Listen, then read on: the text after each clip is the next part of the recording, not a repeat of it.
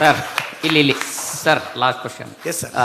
ಪ್ರದೀಪ್ ಈಶ್ವರ್ ಅವರು ಶಾಸಕರಾಗಕ್ಕಿಂತ ಮುಂಚೆ ಮತ್ತು ಶಾಸಕರಾದ ನಂತರದಲ್ಲಿ ಈ ಪವರ್ ಪಾಲಿಟಿಕ್ಸ್ ಅನ್ನುವಂಥದ್ದು ಎಷ್ಟು ಮುಖ್ಯ ಆಗುತ್ತೆ ಅನಿಸುತ್ತೆ ತಮಗೆ? ಬಟ್ ಪವರ್ ಸಿಕ್ಕಾಪಟ್ಟೆ ಗ್ರೇಟ್ ಸರ್.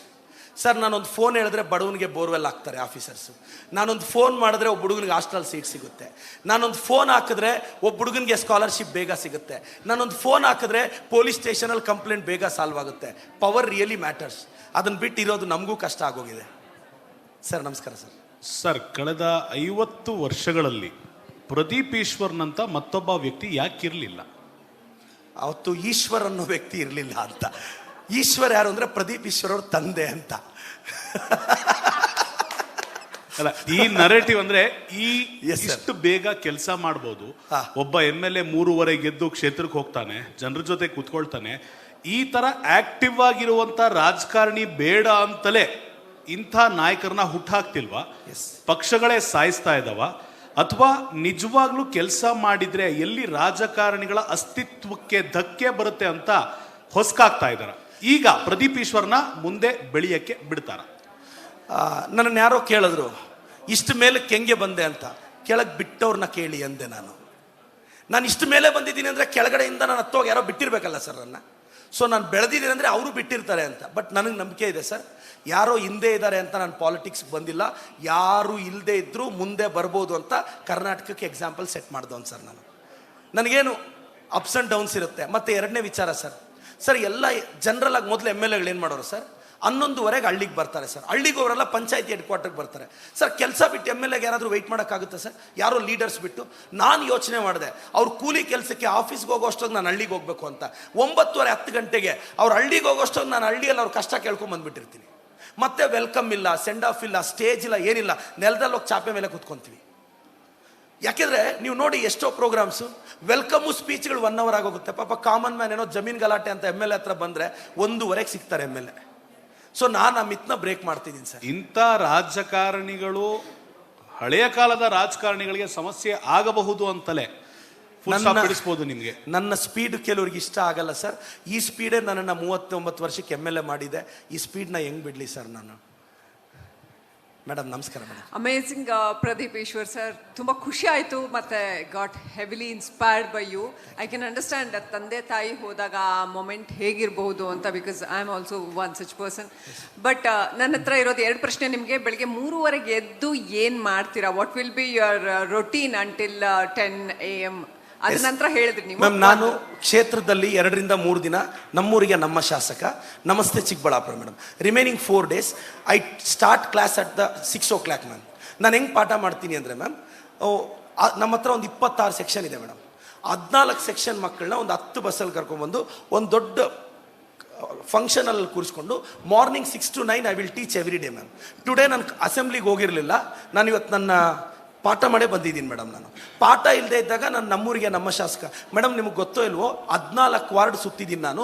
ನಮಸ್ತೆ ಚಿಕ್ಕಬಳ್ಳಾಪುರ. ಏನು ಮಾಡ್ತೀನಿ ಗೊತ್ತಾ ಮೇಡಮ್?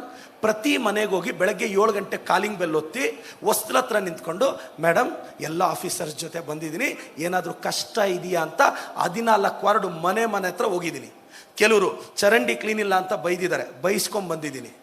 ಲೈಟ್ ಹಾಕ್ಸಿಲ್ಲ, ಬೈಸ್ಕೊಂಬಂದಿದ್ದೀನಿ. ಅನಾಥ ಹುಡುಗನ್ನ ವಿಧಾನಸೌಧಕ್ಕೆ ಕಳಿಸಿದವರು ಒಂದು ಮಾತಂದ್ರೆ ಫೀಲ್ ಆದರೆ ಹೆಂಗೆ ಮೇಡಮ್? ಮನೆಗೂ ಹೋಗಿದ್ದೀನಿ ಮೇಡಮ್. ಇಟ್ ಈಸ್ ಕಾಲ್ಡ್ ನಮಸ್ತೆ ಚಿಕ್ಕಬಳ್ಳಾಪುರ. ಬಟ್ ಅದು ನಾನು ಸಿದ್ಧಗಂಗೆ ಮಠದಲ್ಲಿ ಓದಿದ್ದು ಮೇಡಮ್. 4:45 ನಮ್ಮ MR ಸರ್ ಒಡೆದು ಎಬ್ಸ್ಬಿಡೋರು. ಮತ್ತು ಶಿವಕುಮಾರ ಸ್ವಾಮೀಜಿ ಅವ್ರಿಗೆ ಅವರು 2:15 ಸ್ವಾಮೀಜಿಯವರು ಸ್ನಾನ ಮಾಡಬೇಕು ಅಂದರೆ ನೀರು ಎತ್ಕೊಡ್ಬೇಕಾಗಿತ್ತು ಮೇಡಮ್. ಆವಾಗ ಅವ್ರು ಕರೆಯೋರು. ಅವು ಹೋದರ ನೀರು ಎತ್ಕೊಟ್ರೆ ಒಂದು 2-3 ಹಣ್ಣು ಕೊಡೋರು. ಅವಾಗ 2:30-3 ಗಂಟೆಗೆ ಎದ್ದು 5 ವರ್ಷ ಇದ್ದೆ ಮೇಡಮ್. ಅಲ್ಲಿ ಬಕೆಟ್ ತುಂಬ ನೀರು ಹಾಕ್ಕೊಟ್ರೆ ಅವರೊಂದು 2 ಫ್ರೂಟ್ಸ್ ಕೊಡೋರು. ಸೊ ಅದೆಲ್ಲ ಇವತ್ತಿನ ಇದಕ್ಕೆ ಅನುಕೂಲ ಆಗಿದೆ ಮೇಡಮ್. ಇವತ್ತು ನೀವು ನಂಬ್ತಿರಲ್ಲ, ನಾನು ಸ್ಟ್ರೀಟ್ ಫುಡ್ಡೇ ಇಷ್ಟ ಮೇಡಮ್. ಇಲ್ಲಿ ಬರೋದಕ್ಕಿಂತ ಮುಂಚೆನೂ ಅಲ್ಲಿ ಸ್ಟ್ರೀಟಲ್ಲಿ ಅನ್ನ ಸಾಂಬಾರು ತಿನ್ಕೊಂಡು ಬಂದೆ. 5 ಸ್ಟಾರ್ ಹೋಟ್ಲಲ್ಲಿ ಊಟ ಚೆನ್ನಾಗಿರುತ್ತೆ ಅಂತ ಗೊತ್ತಿದ್ರು ಅದರಷ್ಟು ಚೆನ್ನಾಗಿರಲ್ಲ ಅನ್ನೋ ಲಾಜಿಕ್ ಮೇಡಮ್ ನಂದು.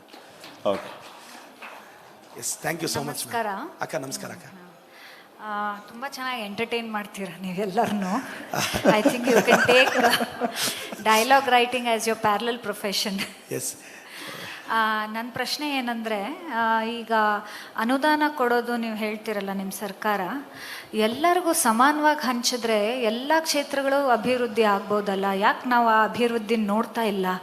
ಆಮೇಲೆ ಎಲ್ಲ ದುಡ್ಡು ರೆವಿನ್ಯೂನು ಬರೀ ಗ್ಯಾರಂಟಿ ಸರ್ಕಾರ ಅಂತ ಗ್ಯಾರಂಟಿ ಯೋಜನೆಗಳಿಗೆ ಹೋಗ್ತಾ ಇದೆ.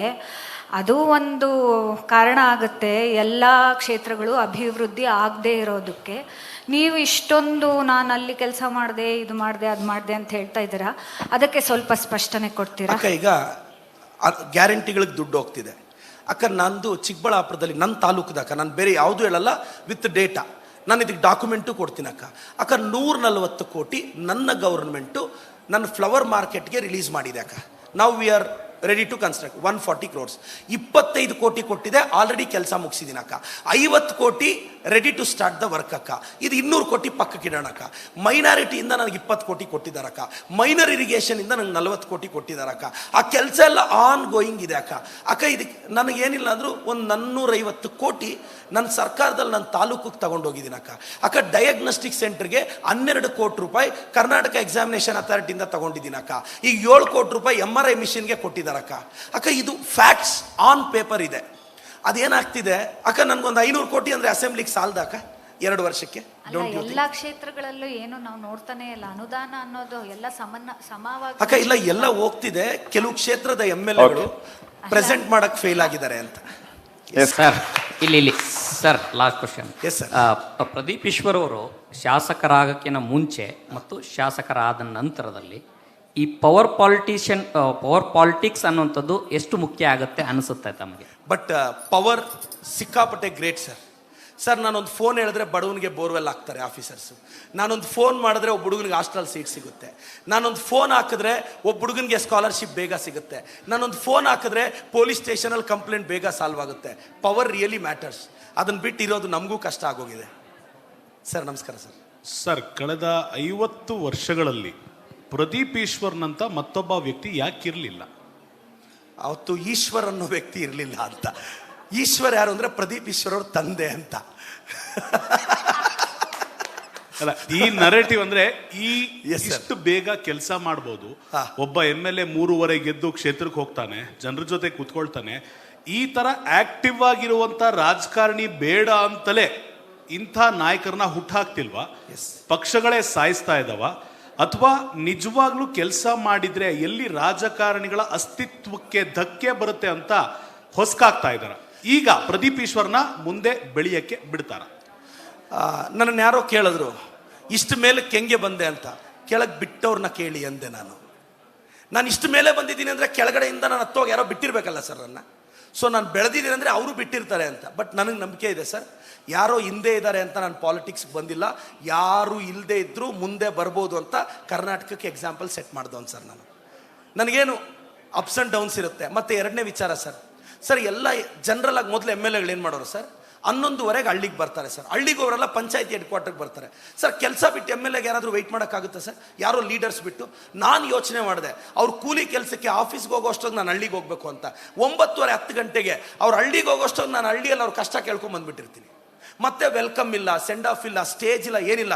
ನೆಲದಲ್ಲಿ ಹೋಗಿ ಚಾಪೆ ಮೇಲೆ ಕೂತ್ಕೊಂತೀವಿ. ಯಾಕೆಂದ್ರೆ ನೀವು ನೋಡಿ ಎಷ್ಟೋ programmes. Co-powered by Canara Bank. Together we can.